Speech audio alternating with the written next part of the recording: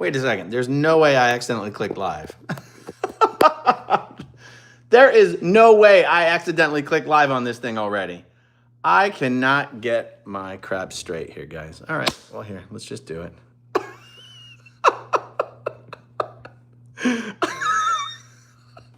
Did this thing start while it was sitting? Good Lord Almighty. Well, I guess you guys are stuck with me now. Okay, hold on. Okay. What is it doing? It's out of control. It's got a mind of its own. Okay, and I've got to plug in the audio. Holy God. This total disaster, you guys. Total freaking disaster. Thank God I'm dressed. Absolutely amazing. Thank God I'm wearing pants, huh?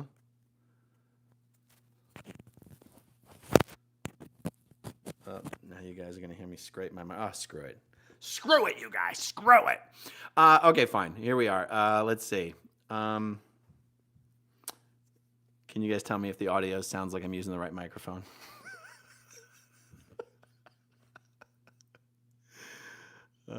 I'm looking at the live chat, guys. Just tell me if it sounds like I'm using the right audio. Audio is better? Okay, good. Yeah, so much for trying to use StreamYard through my phone, right? I'm going to mess with the title here. Yeah, it's funny. I've been getting a lot of questions about multi-level marketing recently. I even got a text message today from a former Scientologist more recently out saying he'd just gone down the multi-level marketing rabbit hole, and had I ever done a video about kind of the overlap and similarities between multi-level marketing and Scientology.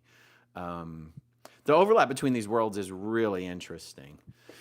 Multi-level marketing is hugely popular in Scientology, and I know that's not unique to Scientology. It's also hugely, yeah, my head looks huge when I lean towards the camera in this format. I'll try to sit back a little bit. MLM is also hugely popular in the Mormon Church. In fact, a shocking percentage of American-based multi-level marketing companies actually come out of Utah and are founded by Mormons. One of the reasons is just the social aspect of Mormons they're so tightly networked, and they're so good at sales because all the door-to-door knocking that it's like MLM works really good in the Mormon world. The same is similarly true for Scientology.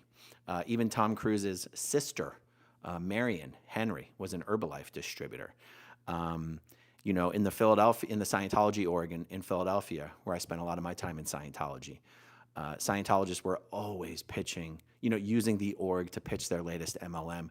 I remember at one point, even the executive director, Bonnie DiMartino, was using Scientology's international events to pitch her MLM, especially hydrogenated like water product to the Scientologists, which is strictly against the rules in Scientology. But and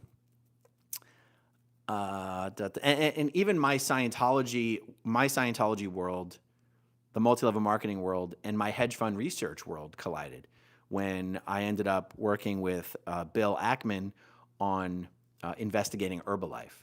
And it wasn't my contribution to that project had to do with documenting and proving that Herbalife was actually breaking the law in China. Interestingly enough, multi-level marketing is against the law in China. They have a different business model called direct selling. But direct selling is different than multi-level marketing, and MLM only works if it's MLM. If it worked any other way, it would operate a different way. Anyway, my work with Bill resulted in Herbalife paying hundreds of millions of dollars in fines for violating the Foreign Corrupt Practices Act and for deceiving their investors. So that was interesting. Getting right to the point, though, here's what I find is fundamentally wrong with multi-level marketing, and Scientology has this in common. It's fundamentally selling something that is false. So in multi-level marketing, what is being sold that is false is the business opportunity. There is not a single multi-level marketing business in operation that, let me take a step back. In multi-level marketing, you have a company that sells some type of product or some type of service. In many, many cases, those are real products and services.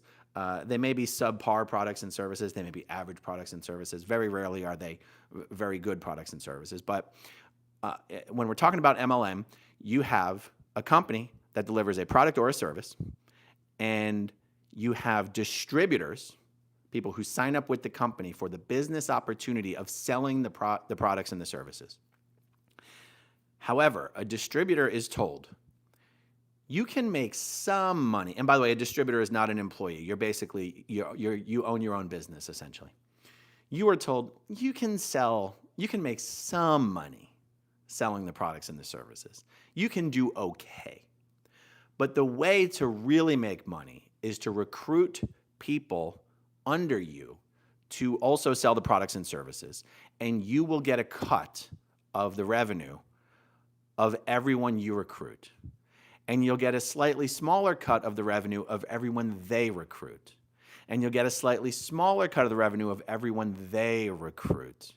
And the way they sell you this business opportunity, and the way they actually sell you on even signing up as a distributor in the first place, isn't by telling you about all the money you can make by selling the products and services. It's by telling you all the money you can make by recruiting people into your downline and creating these multi-levels of people under you where you're making commissions, they call them overrides, on everyone under you, which they call in your downline. It is statistically impossible to make the money that these multi-level marketing companies tell you you can make, because it is statistically impossible to recruit the amount of people that they're telling you to recruit, especially since the way you recruit new people is by convincing them about this amazing business opportunity, right? And the other thing that happens here is when people sign up with these MLM companies to become distributors, the only person they're allowed to go to for recourse, help, training, guidance, mentorship is the individual who signed them up with the company. The company itself has absolutely no involvement in helping distributors, because the company itself knows there's no way to help these distributors. It's all a game. It's a con. It's a con. It's like you're constantly dangling a carrot in front of their face. And when they say, well, how do I get the carrot? I'm working really hard to get that carrot. I'm not getting any closer to the carrot. They just say, talk to your upline. And they say, attend the next training seminar. But the training seminars, they're not training you on how to do anything. They're training you. It's just a rah-rah. It's just a rah-rah ceremony. It's just, it's like a Grant Cardone seminar. It's like try harder, grind harder. The solution is to get the people in your downline to go to the next training seminar and the next convention and the next cruise and take the next course. But the courses just end up being a revenue stream for the company. The next training is just a revenue stream for the company. It's everyone chasing this imaginary thing that doesn't exist. And what happens is one of the ways that people in these MLMs recruit people is exactly how Scientology recruits people, by telling a false story. So literally, when you go to these training seminars on how to recruit people to your MLM, they basically tell you to work on your story, work on your personal story. So your personal story is your sales pitch. Before I started taking Herbalife shakes, I couldn't sleep. I was always tired. I had this condition. My doctor had no idea what was wrong with me. Everyone, said, it seems like you're not yourself lately. And then I started taking Herbalife's protein shakes and their vitamins, and I'm all better now. That's the story. The point is the story's bullshit. The point is you're working on your story because it has to sound convincing. So people are trained to lie, to recruit people into a company to chase a business opportunity that is statistically impossible. Statistically impossible. And Scientologists will also do that same thing. They're making up stories about how Scientology has helped them in order to convince other people to join Scientology. So even Scientology's leader, David Miscavige, has a bullshit story of how Scientology cured his asthma. David Miscavige still has asthma.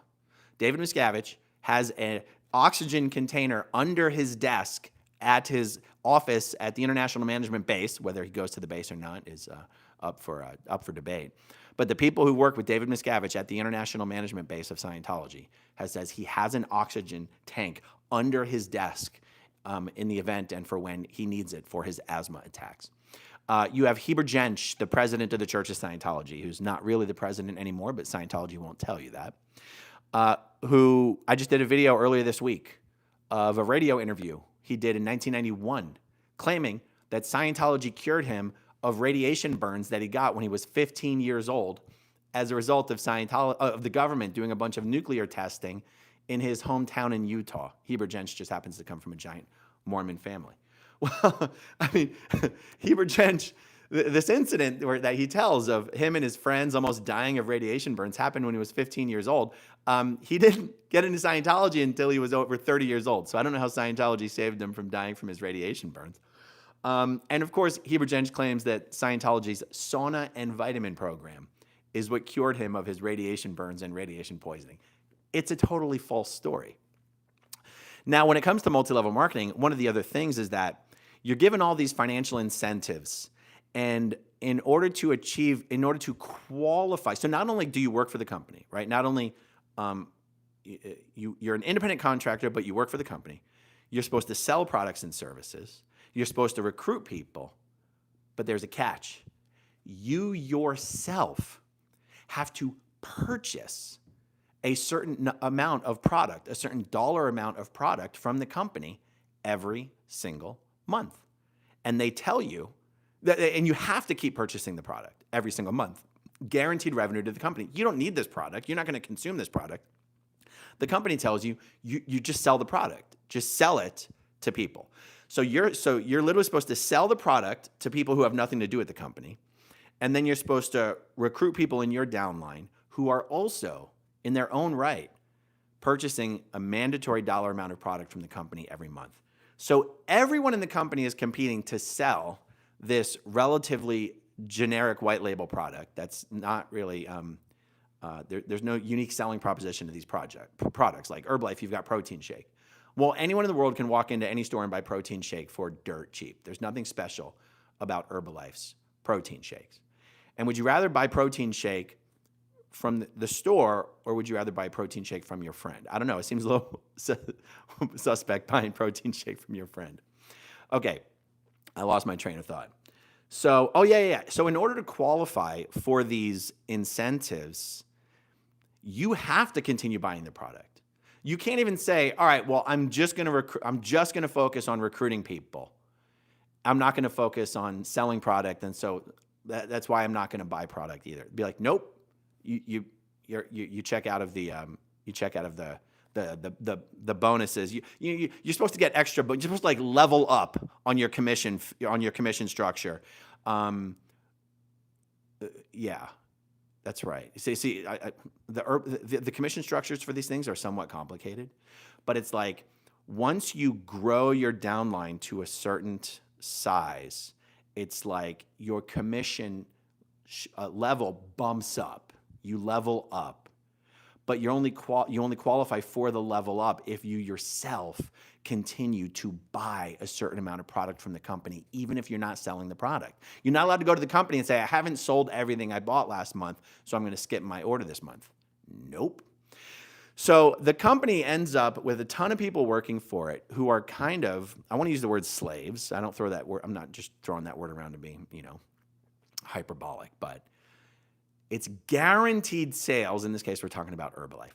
Guaranteed sales to Herbalife every month for people who don't need the product, aren't selling the product, and Herbalife distributors end up in a situation very similar to Scientologists. Tons and tons and tons of product stocked up in their garages that they're never going to use. Scientologists are pressured to buy Scientology books for literally no reason, like other than Scientology wants to make money. They'll be like, give these books to friends, sell these books at book fairs, donate them to libraries. And so Scientologists will wind up sometimes with like $100,000 of Scientology books, like 6, 7 copies of each book, and every lecture L. Ron Hubbard ever gave just sitting in their garage. And you're not allowed, it's sort of a crime to just throw these things in the trash. So you can't throw them in the trash, but libraries don't want them. Bookstores don't want them, and Herbalife distributors end up with the same thing. Just thousands of canisters of protein shake stacked up in their garage. So, there's the other biggest common denominator between Scientology and multi-level marketing is this idea that if the program isn't working, it is your fault. And this creates it's a mindset. It's a way of sort of manipulating people and gaslighting people. That is just only because I came from Scientology am I able to recognize how gross it is when I see it somewhere else, like in the multi-level marketing world. Someone's like, I don't understand. I'm not really able to recruit people into the system. I'm not really making my sales goals. It's always, you're not trying hard enough. The system works. See, can't you see the system works? Look at everyone else giving testimonials to how the system works. But the thing is, the testimonials are false. Everyone's lying to each other. And that's how it works in Scientology as well. Everyone in Scientology is constantly lying to each other about the wins and gains that they've had in their auditing and in their courses. Because if you ever say you didn't have that win and that gain, they say that means there's something wrong with you. And no one wants to broadcast to everyone that there's something wrong with them. Scientology quite literally says, Scientology works on 100% of the people, 100% of the time, when it's applied 100% correctly. And if it's not working, it's because you literally have crimes. And that sounds so exaggerated. It's like, no, you are withholding things. You are not actually, honestly, and cooperatively engaging in the process. You're hiding something. There's something you're withholding. And Scientology would call that a crime. A destructive act, perhaps even one that you could be imprisoned for, and that's why you're holding on to it, and it's preventing you from getting gain. Nobody in Scientology ever wants to be labeled a no-gain case or no-case gain. Both words are used. And so Scientologists will it's almost like Scientology's version of clout chasing is who can claim they got the most gain out of their auditing. In some cases, it's who can finish their auditing the fastest, And in Scientology, what makes it kind of weirdly, I want to use the word abusive, is you already know you're not even allowed to finish a level, auditing or training, unless you say this is pretty much the greatest thing that's ever happened to you, and you write a testimonial on how it has changed your life. And you've already paid a lot of money to do the auditing in the first place. You've already paid a lot of money to do the level. And you know that if you get to the end of the level and you say it hasn't changed your life, then they say there was something wrong with your auditing, and you now have to pay more money to go back and fix the auditing, and you're going to keep paying more money to keep fixing the auditing until you're prepared to say that this thing changed your life. So everyone is not only lying to each other, they're also to a certain degree lying to themselves. And multi-level marketing distributors end up doing the exact same thing, except I imagine that for an MLM distributor, it's a little harder to lie to yourself than it is for a Scientologist to lie to themselves. Like, how can you lie to yourself about whether you're making or losing money? You know damn well whether you're making or losing money. There's a phrase, it's funny because when I started working with Bill Ackman and his crew, I introduced them to the phrase that I thought everyone had heard of, which was fake it until you make it. And they just couldn't even believe that that was a thing in the multi-level marketing world. Fake it until you make it. You have to come up with a story. You have to pretend you've had all this success, because if you're not able to stand up in front of your potential recruits and tell them this amazing amount of money you're making, how do you ever expect anybody to sign up under you? And so the idea is you're basically going to lie about how much success you've already had so that you can recruit enough people to actually have the amount of success you've already been lying about having had in the first place. Fake it until you make it. And it totally blew their minds. And I was sitting around a conference table of Pershing Square staff. By the way, I think in order to work for Bill, you have to be a Harvard graduate. And here I am, just some fucking former cult guy who doesn't have a high school education. And I'm like, I'm sure you guys have all had, a friend or a family member tried to pitch you on an MLM, right? And they were like, what? I was like, you must have all had some friend or family member try to pitch you on an MLM. And they're like, no. And I was like, are you shitting me? You've never had anyone try to pitch you on an MLM. And I'm like, I guess that's just something lower and middle income people do. I guess that's not for you Harvard elites. Anyway, it was so funny. One time, me and another researcher that was working for them, another independent contractor who was working for them, and Bill and his chief counsel and some people went out to dinner after a presentation that we did. And the other person, her name was Christine. She had a little more of a friendly relationship with Bill. I had a professional relationship with Bill. Christine had more of a friendly relationship with Bill. And they were talking something about universities, and Christine jokingly was like, I've heard that there are other good schools out there other than Harvard. And Bill's counsel looked at her and said, you heard wrong. They were just kidding with each other. And so, the fake it till you make it. The fake it till you make it. I mean, imagine like a business that has as a core strategy just absolutely lying to your potential customers about the opportunity. And in this case, I'm calling a customer a potential distributor. Lying to your customers about the nature of the opportunity, the likelihood of success, just to get them to sign up so that you can eventually stop having to lie about the success that you've had. This is what is fundamentally wrong with multi-level marketing. Oh God, there's another funny overlap between multi-level marketing and the Scientology world. There's this woman named Michelle Carpenter who had infiltrated the ex-multi-level marketing space, or the anti-multi-level marketing space. And then she created all sorts of trouble and got kicked out of that space. And then she found the ex-Scientology space. And she's never had anything to do with Scientology, but she decided to infiltrate the ex-Scientology space and created all sorts of division and havoc in the ex-Scientology space. And then she got kicked out of the ex-Scientology space as well. In fact, I remember it was Michelle Carpenter who actually was behind the first ever witch hunt that I observed in the ex-Scientology space against the woman who used to moderate for a bunch of our channels named Goldie.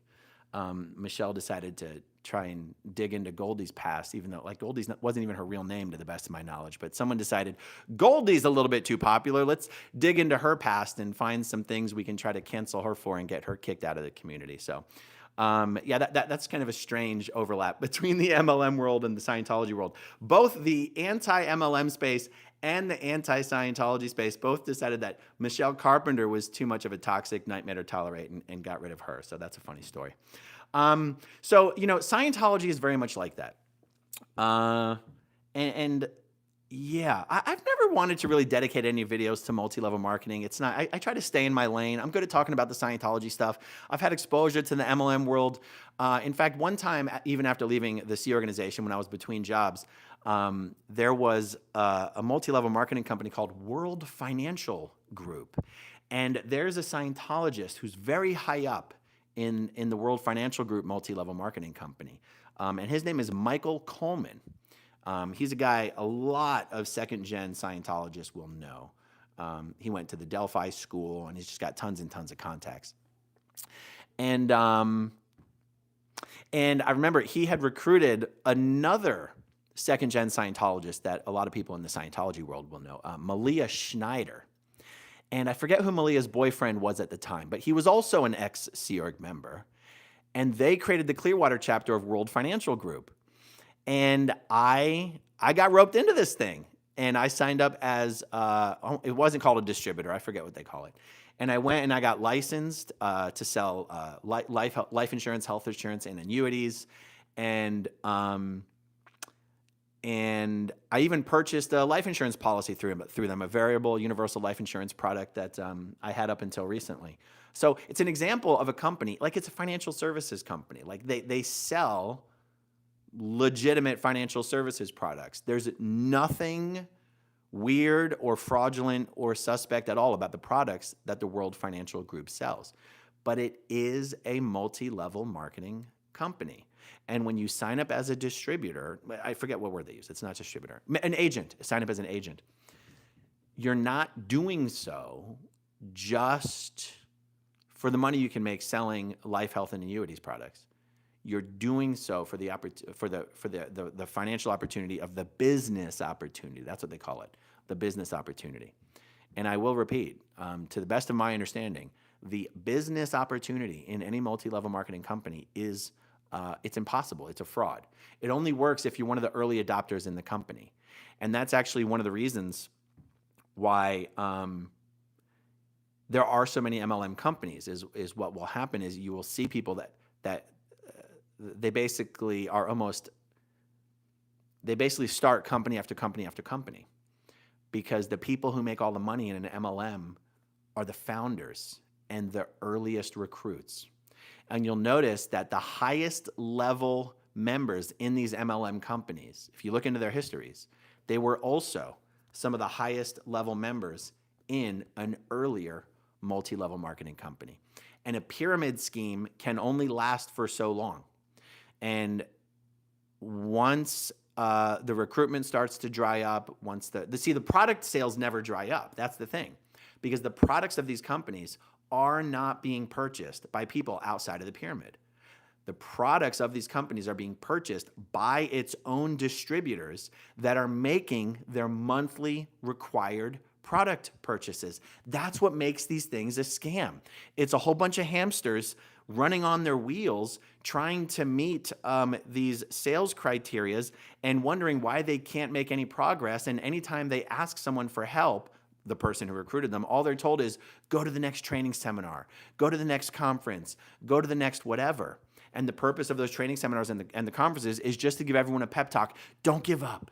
Don't give up. Talk to 10 people today, 20 people tomorrow, 30 people the next day. But these pep talks really only serve one purpose.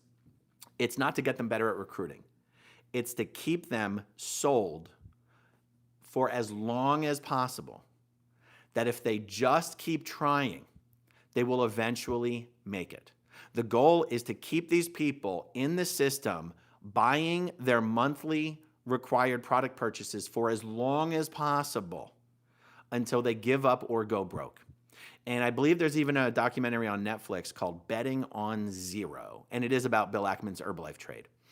And it does a really good job of giving you a glimpse into the lives of some of these distributors and what they thought they would be able to accomplish and why they thought they weren't accomplishing it and how much they sacrificed in order to keep chasing the dream.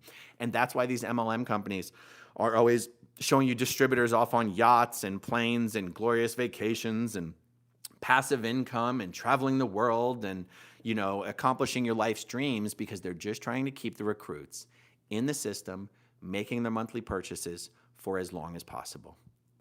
But it is impossible to achieve that success. And so people end up going broke, and they end up with a whole bunch of product they can never do anything with.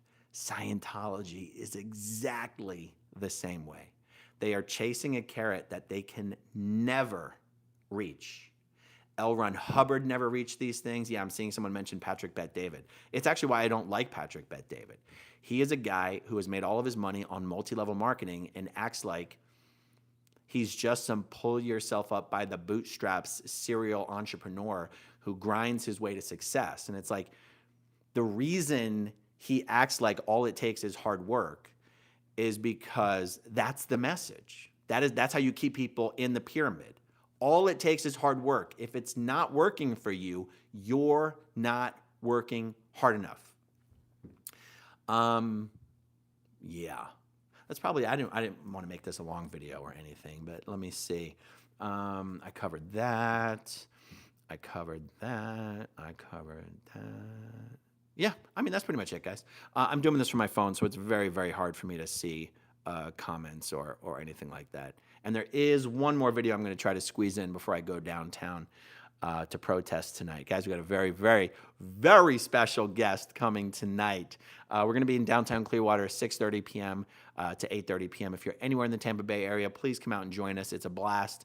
If you just want to drive by and honk for us, we're going to be across the street from the Fort Harrison Hotel, 210 South Fort Harrison Avenue. Can't miss us. All right, guys. That's pretty much it. Let me see. Yeah, guys. All right. I'll talk to you guys soon. Bye.